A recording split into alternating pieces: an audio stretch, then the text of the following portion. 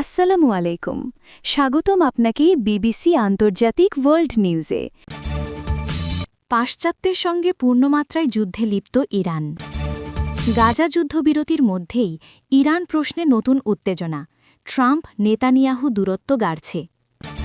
ইসরায়েলে ৭ অক্টোবরের হামলা নিয়ে হামাসের নথি প্রকাশ, কী আছে নথিতে? রাশিয়া শান্তি চায় না, কিয়েভে হামলাই এর প্রমাণ। শুনছিলেন শিরোনাম, এইবার বিস্তারিত। ইরানের প্রেসিডেন্ট মাসুদ পেজেশকিয়ান বলেছেন, তার দেশ বর্তমানে যুক্তরাষ্ট্র, ইসরায়েল ও ইউরোপের সঙ্গে একটি পূর্ণমাত্রার যুদ্ধে লিপ্ত রয়েছে। আগামীকাল সোমবার মার্কিন প্রেসিডেন্ট ডোনাল্ড ট্রাম্পের সঙ্গে ইসরায়েলের প্রধানমন্ত্রী বেনিয়ামিন নেতানিয়াহুর বৈঠক সামনে রেখে গতকাল শনিবার এ মন্তব্য করেন তিনি। গতকাল ইরানের সর্বোচ্চ নেতা আয়াতুল্লাহ আলী খামেনির ওয়েবসাইটে পেজেশকিয়ানের একটি সাক্ষাৎকার প্রকাশিত হয়। সেখানে তিনি বলেন, বর্তমান যুদ্ধটি ১৯৮০-র দশকে ইরাকের সঙ্গে ইরানের রক্তক্ষয়ী যুদ্ধের চেয়েও ভয়াবহ। ইরানি প্রেসিডেন্ট বলেন, আমরা যুক্তরাষ্ট্র, ইসরায়েল ও ইউরোপের সঙ্গে পূর্ণমাত্রার যুদ্ধে লিপ্ত আছি। তারা চায় না আমাদের দেশ স্থিতিশীল থাকুক। মাসুদ পেজেশকিয়ানের মতে ১৯৮০ থেকে ১৯৮৮ সাল পর্যন্ত ইরাকের সঙ্গে ইরানের যে যুদ্ধ হয়েছিল তার চেয়ে বর্তমান যুদ্ধটি আরও জটিল ও কঠিন। উল্লেখ্য, ইরাক-ইরান যুদ্ধে দুই পক্ষের প্রায় ১০ লাখের বেশি মানুষ প্রাণ হারিয়েছিলেন। ইরানকে বছরের পর বছর তার নিজের দেশ ছাড়াও বিশ্বের জন্য বড় হুমকি বলে বর্ণনা করে আসছেন ইসরায়েলের প্রধানমন্ত্রী বেনিয়ামিন নেতানিয়াহু। ইসরায়েলের এই সতর্কবার্তা আমলে নিয়ে যুক্তরাষ্ট্রের প্রেসিডেন্ট ডোনাল্ড ট্রাম্প গত জুনে তেহরানের পারমাণবিক স্থাপনায় বোমা হামলা করেন। কিন্তু হামলার পরও ইসরায়েল সন্তুষ্ট হয়নি বলেই মনে হচ্ছে। দেশটির সরকার সম্ভবত ইরানের বিরুদ্ধে আরও সামরিক পদক্ষেপ গ্রহণের জন্য যুক্তরাষ্ট্রকে চাপ দিয়ে যাচ্ছে। আজ রোববার নেতানিয়াহু যুক্তরাষ্ট্র সফরে যাবেন। আগামীকাল সোমবার ফ্লোরিডার মার-আ-লাগো রিসর্টে ট্রাম্পের সঙ্গে সাক্ষাৎ করতে পারেন তিনি। ইসরায়েলি এক কর্মকর্তা এএফপিকে এ তথ্য জানিয়েছেন। গতকাল শনিবার তিনি বলেন, নেতানিয়াহু ২৮ ডিসেম্বর অর্থাৎ আজ যুক্তরাষ্ট্রের উদ্দেশ্যে রওনা হবেন এবং একদিন পর ফ্লোরিডায় ট্রাম্পের সঙ্গে দেখা করবেন। তবে তাদের সাক্ষাতের নির্দিষ্ট স্থান সম্পর্কে জানাননি তিনি। যদিও ট্রাম্প মধ্য ডিসেম্বরে সাংবাদিকদের বলেছিলেন, বড়দিনের ছুটির সময় নেতানিয়াহু সম্ভবত ফ্লোরিডায় তার সঙ্গে দেখা করবেন। এবছর এটি হবে পঞ্চমবারের মতো নেতানিয়াহুর যুক্তরাষ্ট্র সফর। নেতানিয়াহুর সফর এমন এক সময় হচ্ছে যখন ট্রাম্প প্রশাসন এবং আঞ্চলিক মধ্যস্থতাকারীরা গাজা উপত্যকায় ইসরায়েল ও হামাসের মধ্যে যুদ্ধবিরতির দ্বিতীয় ধাপে এগিয়ে নেওয়ার চেষ্টা করছেন। ট্রাম্পের সঙ্গে ওই বৈঠকে নেতানিয়াহু ইরানের বিরুদ্ধে পদক্ষেপ নিতে ওয়াশিংটনকে চাপ দেওয়ার চেষ্টা করবেন বলে মনে করা হচ্ছে। এবার নেতানিয়াহুর লক্ষ্য ইরানের ক্ষেপণাস্ত্র প্রকল্প। শুধু ইসরায়েলি কর্মকর্তারাই নন, তাদের মার্কিন মিত্ররাও আবার ইরানের বিরুদ্ধে যুদ্ধের দামামা বাজাচ্ছেন। এবার তাদের দাবি, তেহরানের ক্ষেপণাস্ত্রকে তৎক্ষণাৎ মোকাবিলা করতে হবে। যদিও বিশ্লেষকেরা বলছেন, ইরানের সঙ্গে আরেকটি সংঘাত ট্রাম্প ঘোষিত মার্কিন নীতির অগ্রাধিকারের সঙ্গে সাংঘর্ষিক।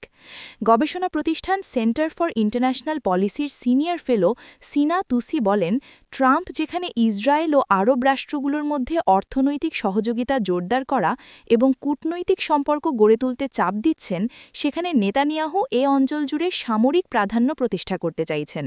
ইরানকে প্রকৃত অর্থে ভেঙে দিতে যুক্তরাষ্ট্রের স্থায়ী সংশ্লিষ্টতা এবং অবিরাম যুদ্ধ চালিয়ে যাওয়ার আকাঙ্ক্ষা ইসরায়েলের লক্ষ্যকেই প্রতিফলিত করে। তার লক্ষ্য অপ্রতিদ্বন্দ্বী আধিপত্য, প্রশ্নাতীত উপবাসক ও সম্প্রসারণবাদ। সিনা তুসি এ বিশেষজ্ঞ মনে করেন, এটাই ইসরায়েলের প্রধানমন্ত্রী নেতানিয়াহুর মূল লক্ষ্যগুলোর একটি এবং এ পথে ইসরায়েলকে সমর্থন দিতে তিনি যুক্তরাষ্ট্রকে চাপ দিতে চান। তিনি বলেন, কিন্তু যুক্তরাষ্ট্রের স্বার্থ ভিন্ন দিকে যাচ্ছে এবং তারা সরাসরি কোনো মার্কিন সামরিক সম্পৃক্ততা ছাড়াই এই অঞ্চলকে আরও বেশি স্থিতিশীল করতে চাইছে। এ প্রেক্ষাপটে ইসরায়েলের অবস্থান শেষ পর্যন্ত মুখোমুখি সংঘাতে গিয়ে ঠেকবে। ট্রাম্পের শান্তি পরিকল্পনায় গাজায় একটি যুদ্ধবিরতি কার্যকর হওয়ার পর মার্কিন প্রেসিডেন্ট নিজেকে শান্তির দূত হিসাবে উপস্থাপন করছেন। যদিও ইসরায়েল প্রতিনিয়ত গাজায় যুদ্ধবিরতি চুক্তি লঙ্ঘন করছে। ট্রাম্প দাবি করেন, তিনিই নাকি ৩,০০০ বছরে প্রথমবার মধ্যপ্রাচ্যে শান্তি এনেছেন। ইসরায়েলি ২০২৩ সালের ৭ অক্টোবর চালানো হামলা নিয়ে একটি নিরপেক্ষ আন্তর্জাতিক তদন্তের অনুমতি দিতে দেশটির প্রতি আহ্বান জানিয়েছে হামাস। একই সঙ্গে ফিলিস্তিনি স্বাধীনতাকামী সংগঠনটি দাবি করেছে তারা কোনো বেসামরিক মানুষ হত্যা করেনি এবং কোনো নৃশংসতাও চালায়নি। গত শুক্রবার প্রকাশিত ৪২ পৃষ্ঠার একটি নথিতে হামাস ৭ অক্টোবরের ঘটনার বিষয়ে নিজেদের ব্যাখ্যা তুলে ধরেছে। নথিতে গাজায় ইসরায়েলের গণহত্যা এবং উপত্যকাটির ভবিষ্যৎ নিয়ে হামাসের দৃষ্টিভঙ্গিও তুলে ধরা হয়েছে।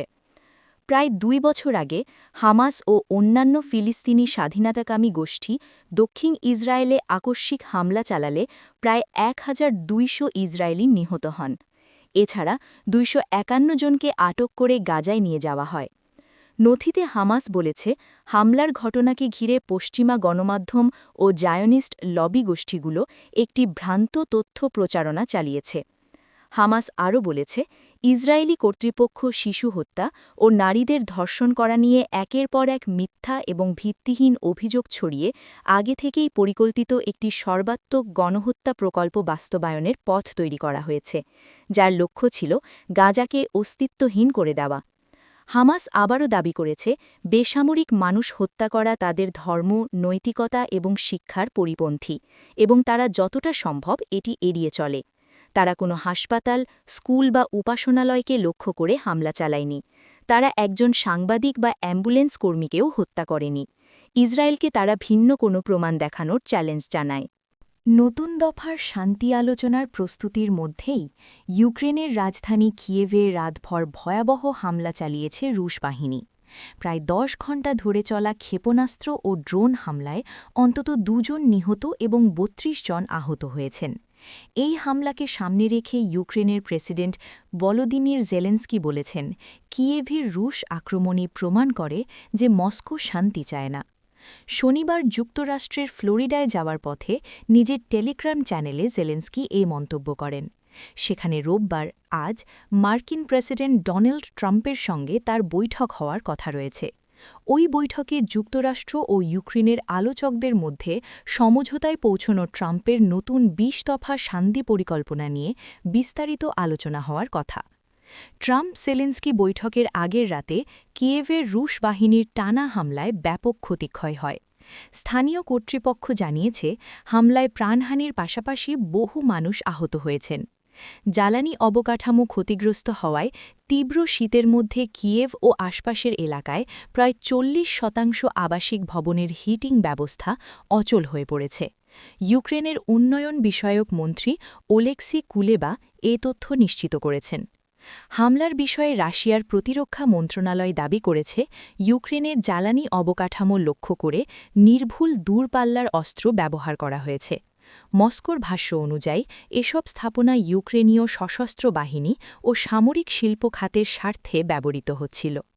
টেলিগ্রামে দেওয়া আরেক বার্তায় জেলেনস্কি জানান, কিয়েভ লক্ষ্য করে প্রায় ৫০০টি ড্রোন ও ৪০টি ক্ষেপণাস্ত্র ছোড়া হয়েছে। তার ভাষায় এসব হামলা জ্বালানি অবকাঠামোর পাশাপাশি বেসামরিক স্থাপনাকেও লক্ষ্য করে চালানো হয়েছে। হামলার পর প্রকাশিত ছবিতে আবাসিক ভবনে বড় গর্ত, আগুনে জ্বলতে থাকা ঘরবাড়ির দৃশ্য দেখা গেছে।